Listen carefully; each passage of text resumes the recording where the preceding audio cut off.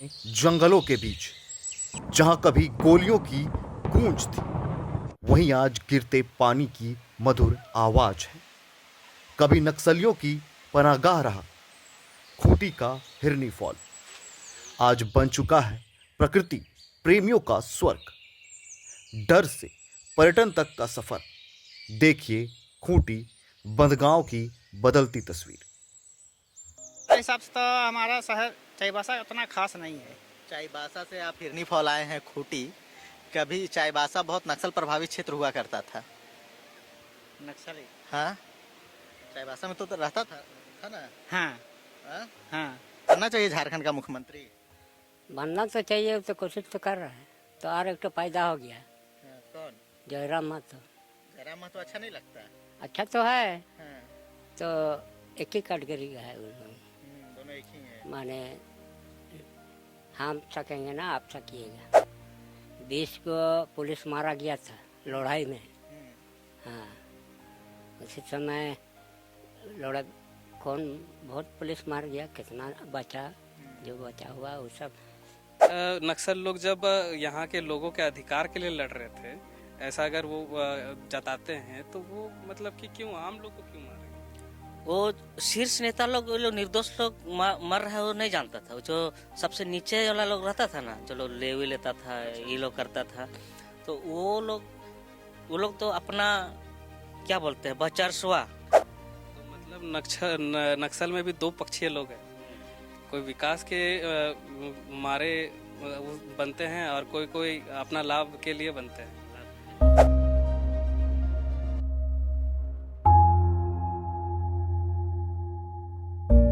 ऐसे क्षेत्र में जो आप देख सकते हैं पूरे पेड़ों से घिरा हुआ, जंगलों से घिरा हुआ ये क्षेत्र है। और ये क्षेत्र एक समय में ऐसा क्षेत्र था जहाँ पे आप खड़े तक नहीं हो सकते थे। सामने ही बंदगांव है, और बंदगांव खूंटी आप जानते हैं ये कैसा इलाका हुआ करता था। दादा, हम जानना चाहते हैं कि अब तो इस जगह में उस तरीके की माहौल नहीं होगी जो पहले होती थी। ये जैसे कि नक्सल प्रभावित क्षेत्र हुआ करता था, तो पहले का जो माहौल था वो कैसा था? पहले का माहौल तो बहुत ही डरावना हुआ करता था। जैसे हम लोग उस समय थोड़े छोटे थे, कॉलेज में थे उस समय हम लोग को घर यहाँ गांव आने नहीं दिया जाता था। फिर शाम में भी सबको तुरंत अपना अपना घर चल जाता था। मतलब रास्ता में आप घूम रहे हैं तो कोई इधर खोसा हुआ है, कोई इधर खोसा हुआ है, सब दिख जाता था। अच्छा दादा, लेकिन जो भी नक्सल में रहते हैं, क्या वो लोग किस वजह से बनते हैं, और वो क्या यहीं के लोग हुआ करते थे? नक्सली लोग देखिए, जो ऊपर शीर्ष वाला लोग रहता है वो लोग का विचारधारा ठीक ही रहता है, लेकिन जो लोग नीचे वाला लोग रहता है ना, वो लोग अपना विचारधारा हट के वो लोग अपना पॉकेट भरने के लिए काम करता है। तो मतलब नक्सल में भी दो पक्षीय लोग हैं। कोई विकास के मारे बनते हैं और कोई अपना लाभ के लिए बनते हैं। तो पहले तब किस तरीके के लोग थे यहाँ पे? पहले जो लोग जब शुरू में यहाँ नक्सल वाला जो उत्पन्न हुआ, उस समय उन लोग का विचारधारा था कि हम आदिवासियों लोग का रक्षा करें, जो शोषण होता है ना, तो उस शोषण से हम मुक्त करें। और बहुत सारे बिचौलिया लोग रहता है, उन लोग से हम मुक्त करें। बहुत लोग का जमीन है, वो लोग का भी हड़प लिया गया था, तो वैसा सब के लिए भी वो लोग नक्सल बने। और नक्सल बने, बहुत सारे लोग बहुत अच्छा काम किए। किसी को अंदाजी तो नहीं मारते थे, कोई एकदम ही गलत करता था तभी वो लोग अपना जान गंवाता था। और उस समय डर तो लगता था, क्योंकि उसमें बहुत सारे लोग होते थे कि कोई निर्दोष लोग भी मारे जाते थे। तो निर्दोष लोगों की क्या गलती होती थी दादा? क्योंकि नक्सल लोग जब यहाँ के लोगों के अधिकार के लिए लड़ रहे थे, ऐसा अगर वो जताते हैं तो वो मतलब कि क्यों आम लोग को क्यों मारे? वो शीर्ष नेता लोग, वो लोग निर्दोष लोग मर रहे हैं वो नहीं जानता था। जो सबसे नीचे वाला लोग रहता था ना, जो लोग ले भी लेता था, ये लोग करता था, तो वो लोग तो अपना क्या बोलते हैं बचरसवा के लिए, हाँ, अपना दिखाने के लिए कि हम यहाँ का बॉस है, तो इसीलिए ऐसे मार देते थे वो लोग। तो तो माहौल मतलब तभी की बहुत ही दर्द और डरावना था वो। तो अब जब ये बहुत शांत हो गया है जैसा कि, तो अभी का माहौल कैसा है, बच्चे कैसे? अभी का माहौल तो बहुत शांत हो गया है। अब बाजार भी जाने के लिए डर नहीं लगता है। किसी का शादी ब्याह में भी अब जाइएगा तो आराम से रह सकते हैं। पहले तो ऐसा था कि शादी ब्याह भी जगह भी जाइएगा तो शाम होता था, वो लोग का एक ठो ग्रुप बैठे हुए रहता था।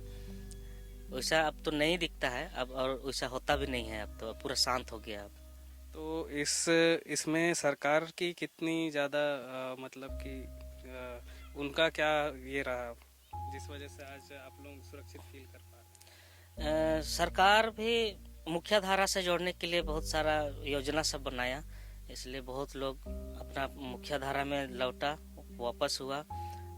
कुछ कुछ लोग जैसे बड़े बड़े लोग, और छोटा वाला लोग तो उन लोग का ना जिंदगी बना ना वो लोग कुछ कर पाया। दादा जैसे कि बहुत सारे नक्सल ऐसे भी थे जो लोग कुछ ऐसा क्या सोचे होंगे जिस वजह से वो सरेंडर कर दिए? वो लोग सरकार का योजना से प्रभावित हुआ, और बहुत लोग ये भी सोचने लगा कि बंदूक से केवल विकास नहीं किया जा सकता है, कुछ संविधान के द्वारा भी विकास किया जा सकता है। तो जैसा हमने देखा कि नक्सल खत्म होने के पीछे और नक्सल से पहले का हाल क्या था, और किस तरीके से नक्सल में जो लोग थे वो लोगों ने किस वजह से सरेंडर किया, और अब का माहौल जो है वो पहले से कितना अलग है, दादा ने बताया।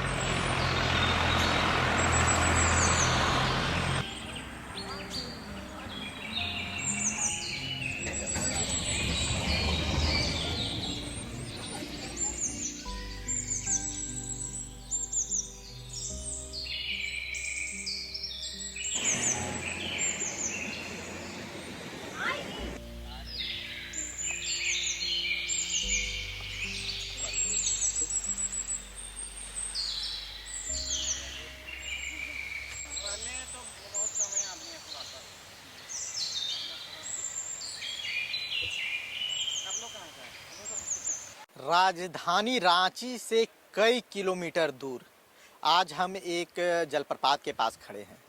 कभी यह जलप्रपात नक्सलियों का गढ़ हुआ करता था। जब आप इसकी बनावट देखेंगे तो आपको हर तरफ पहाड़ दिखेगा। ये जो जलप्रपात है इसके चारों तरफ पहाड़ है, हर तरफ पहाड़ी से यह जलप्रपात घिरा हुआ है। और यही वजह है कि 2000 के आसपास के दशक तक, 2005 के आसपास तक यहाँ नक्सलियों का बोलबाला हुआ करता था। वक्त बदला, व्यवस्थाएं बदली, सरकारें बदली, उसके बाद जिस तरीके से हमारे सुरक्षा बलों ने और पुलिस के जवानों ने मोर्चा संभाला, उसके बाद धीरे धीरे नक्सलवाद इस क्षेत्र से खत्म हो गया। अभी भी आप यहाँ देखेंगे तो हिरनी जलप्रपात जब आएंगे तो आप यहाँ के बोर्ड पढ़ेंगे तो इसमें साफ तौर पे मेंशन है कि 4 बजे के बाद आप यहाँ पे नहीं आ सकते। हमारे साथ हमारे साथी सैम हैं, सैम से भी बात करके जानने की कोशिश करेंगे। सैम, इस जलप्रपात की कहानियाँ क्या रही, जब पुराने ज़माने में इस जलप्रपात को किस तरीके से याद किया जाता है? जैसा कि आप लोग यहाँ पे रांची में फॉलों का शहर भी माना जाता है रांची को, और रांची में यहाँ पे जैसे कि एक फॉल ऐसा भी है, थोड़ा दूर भले है लेकिन ये भी एक ऊंचाई इसकी इतनी है कि इसको भी उन फॉलों में गिना जाता है जिसकी ऊंचाई बहुत ज़्यादा है। और जहाँ तक आप जान रहे हैं कि ये बंदगांव क्षेत्र में पड़ता है, और बंदगांव क्षेत्र में पड़ने के वजह से ये फॉल पहले से मशहूर तो था, लेकिन जैसा कि आपने कहा नक्सल जब प्रभावित क्षेत्र हुआ करता था, लोग यहाँ आने से डरते थे। जितने भी पर्यटन थे पर्यटक स्थल में आने से डरते थे। और यहाँ पे जैसा कि रात का समय हो चाहे दिन का समय हो, यहाँ पे बहुत सारे लोग, जैसे कि आज बाहर से इतने इतने लोग आ रहे हैं, वो लोग भी आने से डरते थे। क्यों? क्योंकि आप भी जानते हैं कि समस्याएं इतनी बढ़ चुकी थी। आम आदमी भी नक्सल में जुड़ रहे थे, और कुछ लोग ऐसे थे जो लोग भड़का करके उन्हें नक्सल बना रहे थे। मतलब एक वक्त था जब ये पूरा क्षेत्र लाल आतंक के गढ़ के रूप में याद किया जाता था, लेकिन अब वक्त बदला है। और अब आप तस्वीरों को देखिए कि किस तरीके से अब यहाँ सैलानी आ रहे हैं। बड़ी संख्या में, आप तस्वीरों के माध्यम से हम आपको दिखाएंगे कि बड़ी संख्या में सैलानी यहाँ आ रहे हैं। हम आपको नीचे भी ले चलेंगे और फॉल का नज़ारा दिखाएंगे कि किस तरीके से सैलानी अब यहाँ आते हैं पिकनिक मनाने के लिए, ये लोग यहाँ पिकनिक मनाते हैं। देखिए झारखंड में पर्यटन की असीम संभावनाएं हैं और उन्हीं संभावनाओं में से एक हिरनी जलप्रपात है। जब आप हिरनी जलप्रपात आएंगे तो आपको प्राकृतिक सौंदर्यता का एक अद्भुत संगम देखने के लिए मिलेगा, लेकिन साथ ही काफ़ी सेफ्टी प्रिकॉशंस भी यहाँ रखे जाते हैं। यही वजह है कि सैलानियों के लिए भी यहाँ कई तरह के निर्देश हैं, जैसे 4 बजे के बाद आप इस फॉल में ना आएँ। लेकिन है कि अब धीरे धीरे नक्सलवाद झारखंड से पूरी तरह से खत्म हुआ है। हम आगे भी जाने की कोशिश करेंगे, हम फॉल के उस तरफ की क्या सच्चाई है, फॉल के आसपास हम जितना कवर कर सकते हैं, जितना हमें परमिशंस मिला है, क्योंकि अभी भी कई सेफ्टी प्रिकॉशंस यहाँ रखने पड़ते हैं। तो जो भी हमें परमिशन मिले हम उस दायरे में रहकर आपको ज़्यादा से ज़्यादा कवरेज देने की कोशिश करेंगे, जिससे आप इस फॉल के बारे में ज़्यादा से ज़्यादा जानकारी प्राप्त कर सकें। जो चाईबासा से यहाँ हिरनी फॉल घूमने के लिए आए हैं, हम उनसे बात करते हैं। कैसा लगा आपको ये फॉल? अच्छा तो है, पहली बार आए हैं, हमको तो अच्छा लगा। चाईबासा से आप हिरनी फॉल आए हैं खूंटी। कभी चाईबासा बहुत नक्सल प्रभावित क्षेत्र हुआ करता था। नक्सली? हाँ, चाईबासा में तो रहता था ना? हाँ हाँ? हाँ। अब क्या हाल है चाईबासा का? चाईबासा का वैसा खास तो नहीं है अभी भी। जो हमारा तो चाईबासा से थोड़ा आउटसाइड में है, यहाँ 2-2.5 किलोमीटर है। हमारा हिसाब से तो हमारा शहर चाईबासा उतना खास नहीं है। हाँ। यहाँ आए तो मजा आया घूम के? हाँ मज़ा तो आया थोड़ा बहुत। थोड़ा बहुत फोटो वोटो क्लिक करवाए ना? हाँ क्लिक कराए हैं फोटो वोटो। चलिए बढ़िया। तो आइए, दोबारा कभी आइएगा तो परिवार को लेके आना है। हाँ परिवार को तो कभी कभी ना लेके आना होगा।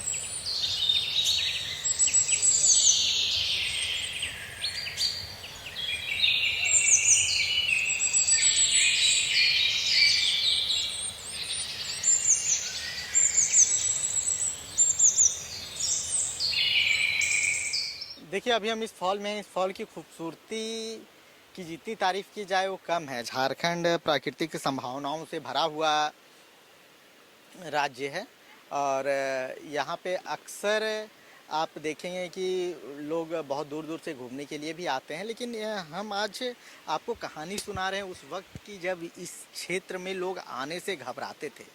सैम, ये इस क्षेत्र में कैसे लाल आतंक का पनाह था? क्यों ये लाल आतंक का गढ़ माना जाता था और ये क्षेत्र बहुत सुरक्षित था? देखिए, अगर एग्जाम्पल दे दिया जाए ना कि अभी भी जैसे कि हम लोग कुछ जगह घूमे, अभी भी यहाँ पे विकास का जो स्तर है वो बहुत कम है। बहुत सारे गांव अभी भी ऐसे हैं जहाँ पे आज हम लोग जहाँ गए हुए थे वहाँ नेटवर्क की सुविधाएं भी नहीं है। तो आप इससे ही आप समझ सकते हैं कि जब लोगों को विकास का कोई भी जरिया या फिर सरकार की तरफ से जब कोई मदद नहीं मिलती है तो लोग ऐसे ऐसे हथकंडे अपनाते हैं जिनसे उन्हें लाभ मिल सके या फिर जिनसे उनका अधिकार उन्हें मिल सके। तो उन्हीं अधिकारों के लिए कुछ लोग नक्सल में जुड़े और कुछ लोग ऐसे भी थे, जैसे कि हम लोग यहाँ पे जाने के 2 पक्ष के लोग थे। एक अपना हक के लिए नक्सल ज्वाइन किए थे और एक ऐसे लोग थे जो लोग की अपना दबदबा दिखाने के लिए आप समझ सकते हैं नक्सल ज्वाइन किए थे। तो ऐसा तो बहुत समय से चला आ रहा था और जिस वजह से झारखंड को जाना जाता है, यहाँ के पहाड़ों, नदियों और इतने सारे जो हम लोग अभी जैसे जनवरी का समय चल रहा है, बहुत सारे पर्यटन पिकनिक मनाने वगैरह आते थे। लेकिन एक ऐसा समय था जब ये सब जगह में कोई कुत्ता भी दिख जाए तो आदमी सोचता है तो भाई कुत्ता भी घूम रहा है यहाँ पे। तो आप समझ सकते हैं कि भाई कोई अगर जानवर भी घूमने से डर रहा है तो इसका यहाँ का माहौल कैसा हुआ करता था। चलिए देखिए, झारखंड में अभी भी नक्सलवाद पर बात करने से बहुत लोग घबराते हैं, लेकिन सैम ने यहाँ के एक स्थानीय व्यक्ति से नक्सलवाद को लेकर बात की है। आप तब तक उसे सुनिए, उसके बाद हम आपको ऊपर ले जाने की कोशिश करते हैं और आपको दिखाने की कोशिश करते हैं कि क्यों ये लाल आतंक का सबसे सेफ पनाहगाह माना जाता था।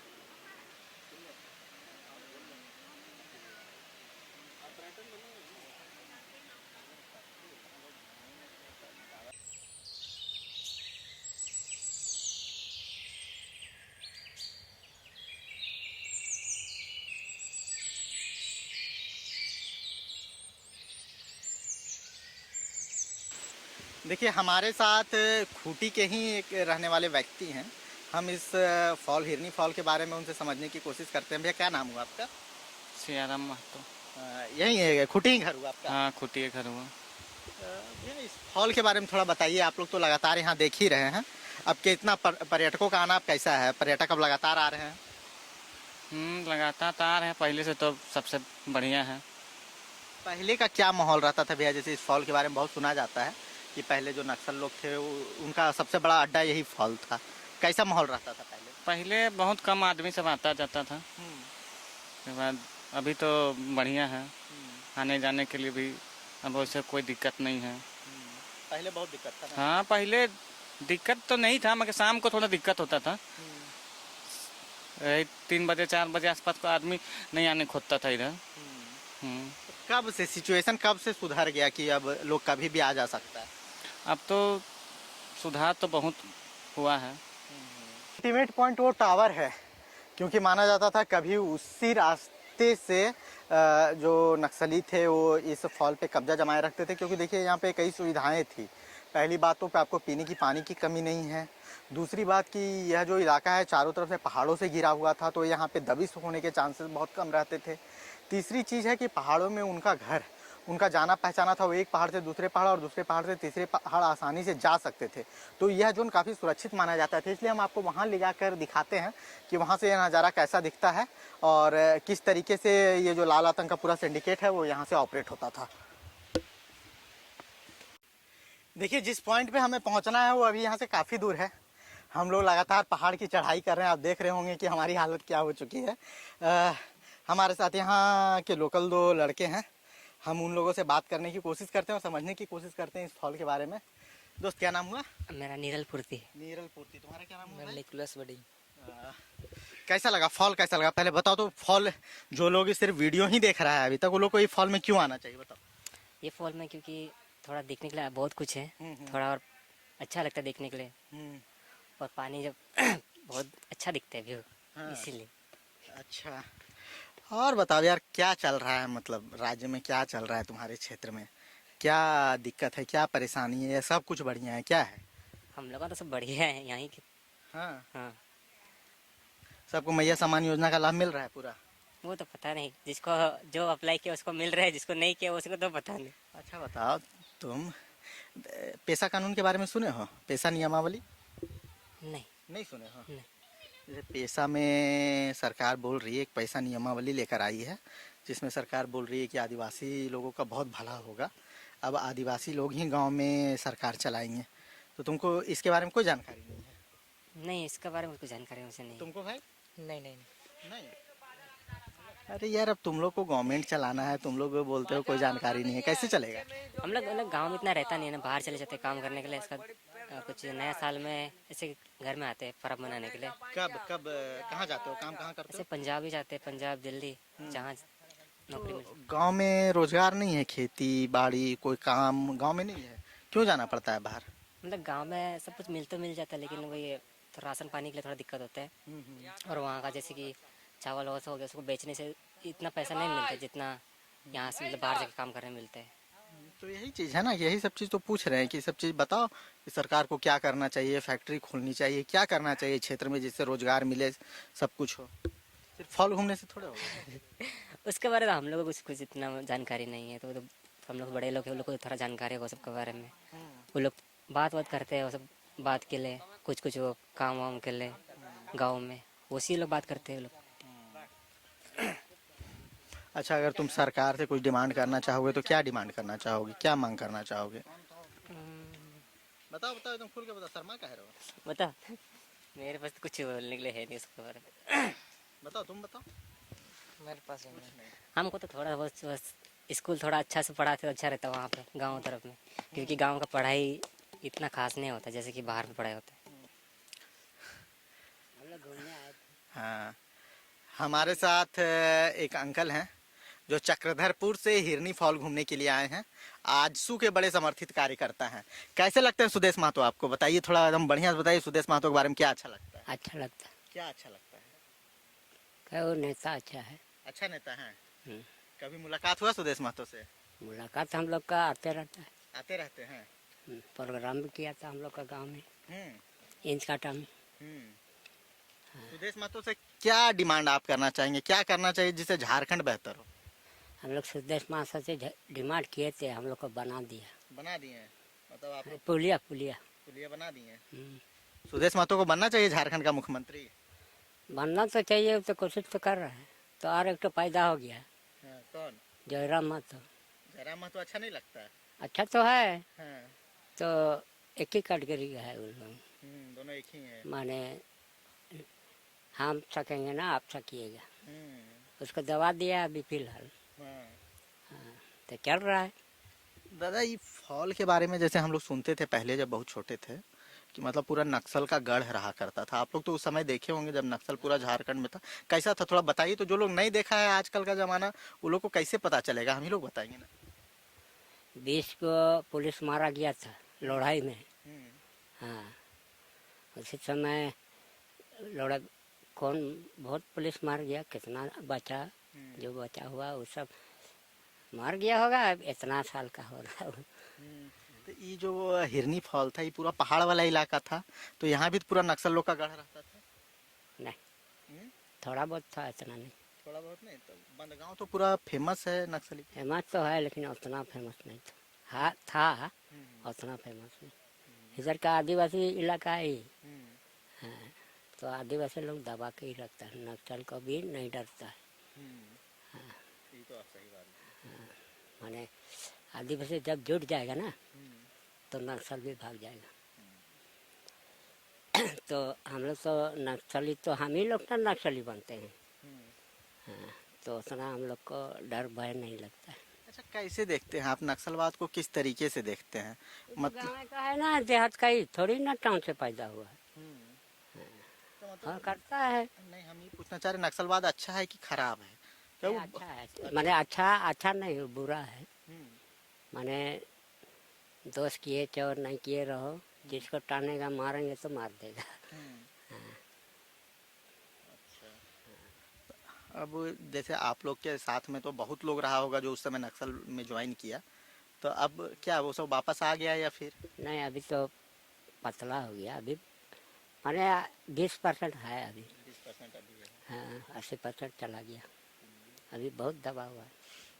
देखिए, जो ये रास्ते आप हमारे पीछे देख रहे हैं, ये दोनों तरफ से कई रास्ते हैं और ये आपको जंगल के विभिन्न कोनों से कनेक्ट करते हैं।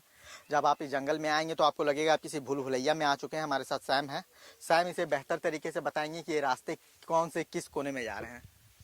देखिए, जैसे कि ये जो रास्ते है ना, एक टाइम में ना ये रास्तों में कोई और चला करते थे। जैसे कि अभी हम लोग, एक अंकल जी थे जिन्होंने बताया कि भैया एक टाइम ऐसा था कि यहाँ पे घूमना फिरना थोड़ा मुश्किल हुआ करता था। ये जो आप रास्ते देख रहे हैं ना, ये रास्तों में पहले पर्यटन या फिर कोई लोग घुमा नहीं करते थे। यहाँ पे हथियार लिए ऐसे ऐसे लोग होते थे, जो कि कुछ लोग ऐसे होते थे, सिपाही होते थे, जो 20 से ज़्यादा से लोग शहीद हो गए थे। और कुछ ऐसे लोग जिनका नाम शायद मैं जंगल में लेने में भी डर रहा हूँ। जितना हम लोग कवर करते आए, हम लोगों को लग रहा है कि, लेकिन अब एक ऐसा समय आ गया, लोग यहाँ आते हैं, घूमते हैं और प्रकृति का मजा लेते हैं। चलिए हम लोग भी।